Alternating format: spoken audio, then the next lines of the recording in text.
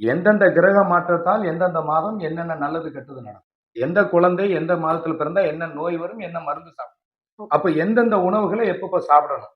அப்போ உங்களுக்கு சூரியன் கிழக்க தான் கரெக்டா உதிக்குமானா தென்கிழக்கு நோக்கி வளர்ந்து மறுபடியும் வடகிழக்கு நோக்கி நகரும்.